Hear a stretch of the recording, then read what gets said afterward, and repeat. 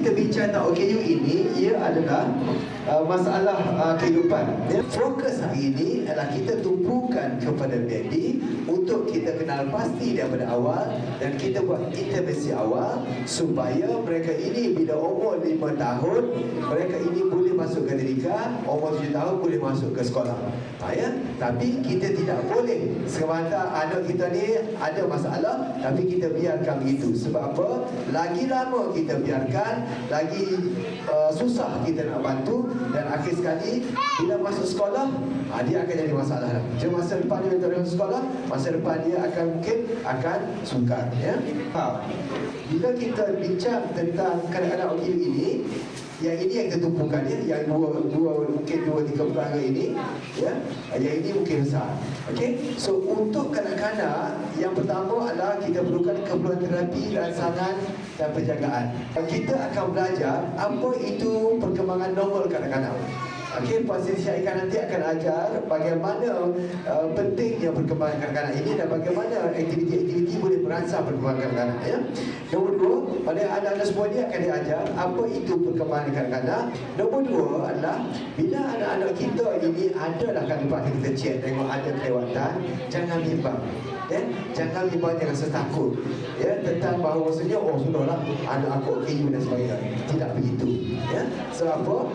Kita sepatutnya bersyukur, alhamdulillah, sebab kita dapat kenal pasti awal dan kita bantu untuk supaya mereka dapat meneruskan kehidupan dengan berjaya, ya. So kalau anak kita ni ada masalah, sebenarnya diberikan Kementerian Pendidikan telah ada program-program tertentu yang sesuai. Cumanya kita kena prepare anak kita, ya. Ini adalah knowledge sama ada untuk masa depan ataupun untuk kita reflect balik anak-anak kita ini, ya. Yang pertama adalah jika kita semasa mengandung, kita abaikan pemakanan sihat, ya. Kita abaikan pemakanan sihat. Ini boleh menjejaskan perkembangan anak baby dalam kandungan kita, ya. So ini kena jaga. Yang kedua, mungkin semasa kita mengandung, kita terkena jangkitan kuman seperti rubella dan sebagainya. Ubat-ubatan yang diberikan kepada kehidupan kita ini telah diuji sepenuhnya, yang mana risikonya adalah kurang daripada 0.05%. Dari segi nasihat-nasihat perubatan dan sebagainya kena ikut, ya. Sebab apa? Bila berlaku jangkitan kuman di masa kita mengandung, anak itu kena rubella, dia akan menjejaskan mungkin dari segi mungkin dia lahirkan dengan masalah penglihatan, pendengaran dan sebagainya. Sebab apa? Sebab kita jangkitan disebabkan oleh jangkitan yang disebabkan oleh kita tak ambil vaccination. Yang seterusnya adalah semasa kelahiran. Yang ini pun kena jaga. Yang pertama adalah jika berlaku kes lahir tidak cukup bulan. Tidak cukup bulan ini risikonya adalah anak ini belum matang, ya. Yang mana salur darah dan sebagainya ini belum cukup kuat. Tapi nak bagi tahu adalah kelahiran jadi bulan bukan kawalan kita. Ia telah berlaku dengan ditentukan oleh Allah. Tapi kita kena jaga untuk anak-anak yang lagi cukup bulan ini, dia kena jaga dengan lebih caution, lebih berhati-hati. Dan selalunya doktor pakar, doktor yang untuk kanak-kanak bayi akan beri nasihat yang betul, ya. Cuma kita bagi tahu di situ tak cukup bulan ini kena follow arahan perubatan untuk mengelakkan dan berisiko. Sebab bila berlaku seperti yang kes saya sebutkan tadi, dia akan cakap seumur hidup. Yang kedua, overdue. Yang ini zaman dulu lah, zaman saya muda-muda dulu, muda-muda praktis, ramai bapa kita, dia orang tua dia kata pesan, kan dia jumpa doktor, dia tanya bila last period, kan? Mu ayat lewat sikit lah, kalau tidak dia sudah lewat, dia kata, kan? Ya, dia untuk elakkan daripada ibu tu, bila overdue lah, anak sepatutnya lahir pada katalah 1 hari bulan Februari, tapi tak, selepas umur seminggu lepas tu belum lagi lahirkan. Jadi doktor akan masukkan ward untuk bolehkan anak itu dilahirkan secara apa kita panggil cara assisted lah. Tetapi ibu bapa selalunya takut dimasukkan ke ward. Ini adalah satu keputusan yang bahaya, sebab bila anak itu berada dalam perut yang tidak dilahirkan sedangkan dia telah matang, dia akan buang air dalam perut yang boleh membawa risiko berlaku pada masalah otak pula. Okay, itu dia panggil overdue. Ya. So, risiko untuk anak yang tak cukup bulan yang lahir yang overdue, dia tak boleh pandang remeh, dia kena usahakan untuk dikeluarkan. So, dengan cara lain, bila nasihat akan masuk buat overdue, ikutlah nasihat tersebut sebab risiko untuk bayi. Ya. Okay. Seterusnya selepas kelahiran. Selepas kelahiran ini juga penting. Yang pertama adalah jaga ada jangkitan kuman pada otak ini, pada jantung sebagainya. Yang ini juga adalah ada ubat vaccination yang kita kena ambil, kena ikut perawatan untuk elak kepada ini berlaku. Sebab jika berlaku sekali lagi tidak ada ubat dah lepas tu. Ya? So itu penting vaccination. Cumanya banyak tomahan-tomahan di luar yang mengatakan vaccination itu yang menyebabkan masalah. Yang ketiga adalah jaundice. Apa itu jaundice? Demam kuning. Alright. So demam kuning ini pun sepatutnya tidak boleh diambil ringan. Okay. Jaundice berlaku disebabkan oleh hati. Yang mana fungsi yang mana sepatutnya badan kita ni, orang semua manusia yang ada hati, hatilah proses untuk mengeluarkan darah-darah, proses darah yang telah mati, rotation dia yang keluar darah baru untuk dikeluarkan oleh najis. Apa yang berlaku pada bayi ini, yang jaundice ini adalah darah yang dilahirkan semasa tersebut sepatutnya diproses hati dan dikeluarkan. Tapi hati itu belum cukup matang untuk proseskan darah tersebut. Right?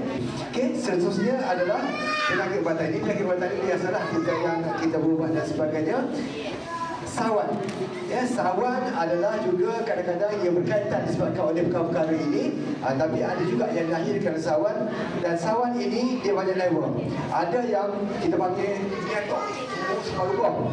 Ada juga yang paling sikit yang macam tu, itu benda sawan, ya. So sawan ini kalau kita perhatikan perlu dapat rawatan sebab sawan ini boleh disebabkan oleh ada masalah elektrikal dalam otak yang kalau tak dikawal dia akan tempoh yang tinggi dari itu dia akan jadi makin panjang, makin lama panjang tu dia akan menyebabkan makin rosak otak tu. So lagi banyak serangan, lagi banyak kerosakan otak dia menyebabkan masalah itu akan menjadi lebih besar, ya. Kita bincang tentang OKU ni, kita kata zaman dulu kita sebut tercakar, ya. Zaman sekarang kita tak sebut dah tercakar, kita gunakan masalah pembelajaran, ya. So masalah pembelajaran ini sebenarnya ada dua kategori utama. Satu adalah masalah pembelajaran yang menyebabkan dia sukar untuk belajar. Otak dia cerdik tapi dia sukar untuk belajar, seperti dyslexia, dysgraphia, hyperactivity dan sebagainya, ya. Okey. Tapi untuk yang ini dia ada lagi satu intelektual yang ketidakupayaan yang kita bagi kepada 4 perkara. Yang kedua adalah sederhana yang kita boleh latih untuk mereka ini jaga diri dan sebagainya, bekerja juga. Dan yang severe yang teruk sikit ini mungkin kita boleh latih untuk mereka ini buat kerja-kerja yang secara rutin hari-harian. Dan yang amat teruk ini adalah kes yang memang perlu penjagaan sepenuhnya lah. So itu kategori kita. So kami sebagai occupational therapist dan juga pengamal perubatan kesihatan ini, kategori ini akan menentukan keadaan bagaimana untuk kita approach bantu anak-anak kita. Seterusnya autism. Okey, autism ini sekarang ini adalah menjadi satu fenomena, ya. Oh, semua sikit autism, ya. Sebenarnya autism ini kalau dia panggil sebenarnya adalah autism spectrum disorder. Apa maksud dia? Autism spectrum disorder ini sebab ada autism yang cerdik, ada autism yang rendah sangat, profound. Okey, ada spektrum tu berbagai-bagai dan ada juga yang autism yang ada masalah sensori yang teruk. Ada masalah autism yang ada simptom sahaja, ya. So banyak. So that's why sebelum spektrum ini dia ada kepelbagaian yang tinggi. Okey, ciri-ciri utama autism sebenarnya dia ada 3 perkara. Yang pertama, dia sosial, dia tak suka bergaul, dia suka menyendiri. Okey.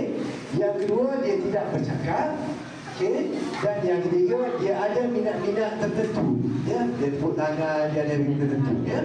So Asperger syndrome, Rett syndrome adalah dua diagnosis di bawah autism yang kita selalu jumpa ni lah, ya. So Asperger syndrome ni walaupun ada ciri-ciri autism, otak dia cerdik. Rett syndrome ini adalah autism yang profound, yang teruk, ya. Okey.